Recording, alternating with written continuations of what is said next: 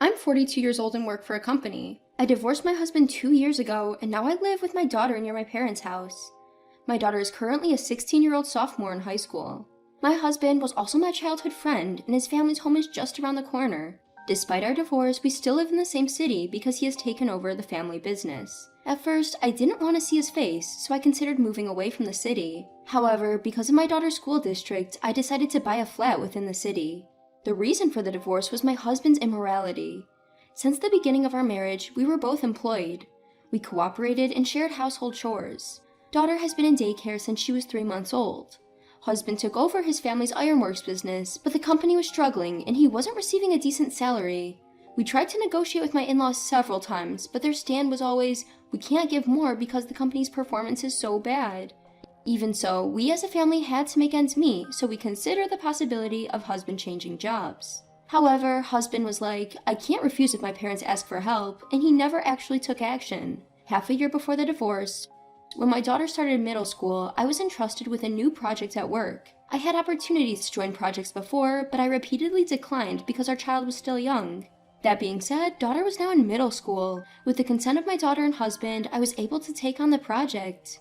Doing so inevitably made it impossible to handle household chores as before. My work hours extended and even started to spill over into the next day.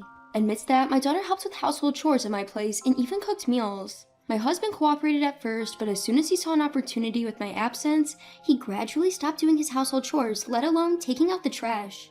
Unaware of this, I was working my fingers to the bone every day. Then, 1 month before the divorce, daughter said she wanted to talk to me and asked me to make some time for her. Immediately that night, I made it home at my usual time. And yet, it's the time my husband usually comes home, but he's not here. When I ask my daughter, is dad late today? She replies, it's always like this. He always comes home just before you do. I was stunned. I've been told by my husband that he's having dinner with our daughter every day.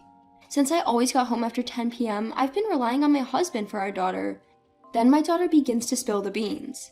She tells me that my husband comes home drunk after 9 p.m. every night, that she's been the one preparing dinner, and that he's always carrying his smartphone, constantly making calls and sending emails. I was shocked as this was all news to me. What I couldn't forgive was causing such anxiety to our daughter during her sensitive years in middle school. I apologized to my daughter for not noticing this sooner, and I told her to leave it all to me from now on. Now, how do I bring this up with my husband? Plus, I need to gather evidence. Just like solving work troubles, one issue after another comes to mind.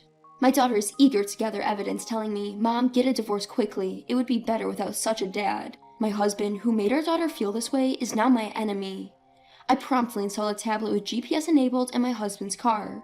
I will continue as usual until the evidence for divorce is perfectly in place. A few days later, my husband went out saying he had to work on his day off. The GPS is working wonderfully. My husband's car heads in the opposite direction from his office and stops in front of a stylish cafe. I immediately headed to the cafe and successfully acquired the evidence photos. I also managed to capture perfect evidence photos along the expected route. That night, my husband came home in his work clothes and I confronted him with the photos. My husband turned pale and was speechless. At that moment, I was surprisingly calm and I talked about what will happen from now on. How he's been dumping all the housework on our daughter. How he's been constantly on his phone, making calls and sending emails in front of our sensitive daughter. And what I saw during the day. My husband apologized tearfully, but I didn't have the heart to forgive him. We then put our signatures on the pre-prepared divorce papers, agreeing to discuss the matter with our respective families the next day. When I broached the subject of divorce with our daughter, she agreed, provided I promised to secure custody. From there, things moved rapidly. My in-laws initially implored us to reconsider the divorce, but fell silent once they realized their son was to blame. Once the decision was made, things moved quickly. My parents said come home, but my daughter expressed her desire to live just with me and even offered to help around the house, so we began looking for a new place together. We were excited about finding somewhere stylish and close to her middle school. We then found an incredibly stylish renovated flat. Both of us agreed it was the one. I decided to buy that secondhand flat. Fortunately, I have a steady job, so we could afford it with payments similar to a monthly rent. My husband moved back to his parents' house. Life with my daughter after that was truly enjoyable. I was delighted to see how much she had grown, becoming not just my child, but also a friend with whom I could share anything. Several months later, during one of our busy but happy days, I received a call from my parents' house. Listen, your ex-husband and his mother just showed up. They say they have something to discuss with you but can't get in touch. What should we do? Should we send them away? I was surprised, but decided to head over. I had blocked all forms of communication from my ex-husband, so the inability to reach me was my responsibility. It's a 5-minute drive to my parents' place, so I hurried right after receiving the call. When I arrived, my mother approached me with a wry smile. I didn't expect him to come here with his mother. They seemed distressed about something. Your father and I have no clue what's going on. We were surprised. I apologized and said, I'll get them out of here as soon as possible, and walked into the house. In the living room, they were both seated politely. My father confirmed my presence and addressed them. What brings you here? I can't imagine there's anything to discuss at this point. My ex-husband then spoke up. I had lent $20,000 to your daughter. I'd like it to be paid back. I was confused and said, what $20,000? I don't recall borrowing any such amount. My ex-husband looked upset and retorted. What are you talking about? I lent you $20,000 for our wedding. Are you trying to defraud me? When my ex-husband spoke out, my mother-in-law jumped right in. A wedding is done for the bride, so that's a debt. It's beyond doubt. I was so astounded, I couldn't even find words to respond. Ex-husband then added with increasing confidence. If you can't make an immediate repayment of $20,000, remarry me. I'll write off the debt that way. Saying so, he pulled out a marriage certificate. That's when my usually mild-mannered father, red in the face, burst out. Are you all nuts or what? Since when is the cost of a wedding a debt? I never heard such a ludicrous idea. Is it because you're broke and so desperate that your feeble brains are spinning? If you want to fight, we're more than ready. Bring it to court. With that, he tore the marriage certificate to shreds. I was shocked, but thanks to my father, I regained my composure. The cost of the wedding is a debt, you say? Then I suppose I should claim 15 years of living expenses for the man who could barely earn a decent living, much less than a high schooler with a part-time job. That $20,000 won't even begin to cover it. Are you prepared for that? And remarry? Sorry, but I don't want to see your face again. Please remarry your affair partner. Upon hearing that, my ex-husband, tears welling in his eyes, said, I lost contact with that woman shortly after. It was just a fling, so it's no big deal. My mother-in-law then chimed in. I don't think it's my son's fault about the affair. There's some responsibility on the part of those who only worked and didn't care about their home. I could barely contain my laughter. Come on now, it's clearly your son who's in the wrong here. He did have an affair after all. Neglecting his home and having an affair is on him. Are you sure you're okay in the head? Ex-husband, looking quite uncomfortable, then said, I want to start over, but I really need some money. Money, of course. I knew I was more financially stable than my ex-husband, and I knew about his spending habits.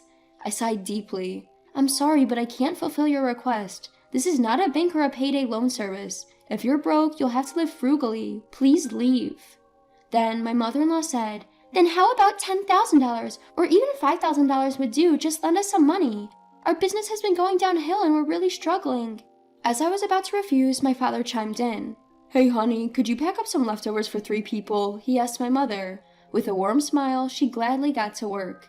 My father continued, The best we can do for you is this. We've always taught our daughter to help those in need, but that doesn't mean we expect her to become a puppet to their whims.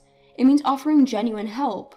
We believe Jane has grown into a strong, responsible adult. Please take home a meal made with pride by my lovely wife today, and from this day forward, please stay out of our family's life. With that, he opened the front door, ushering them out. My ex-husband and mother-in-law took the packaged dinner my mother prepared and quickly left. Once they were gone, my parents and I exchanged glances. I couldn't help but laugh and say, What was that? It was so absurd I can't believe it. It felt like we stepped into a TV drama or something. My father responded, Well, it was definitely more entertaining than a lousy drama, but I'm really proud of you, Jane. You've grown so strong. My mother also chimed in, You really have grown strong. I'm surprised and proud. And what a sight that was. I put all the dinner in their take-home boxes. What are we gonna do now? She said with a laugh. I suggested, let's go out for dinner, all of us together. I'll pick up my daughter and I'll treat you guys as an apology for causing trouble. I don't want to owe anything to anyone. My parents were delighted with the idea.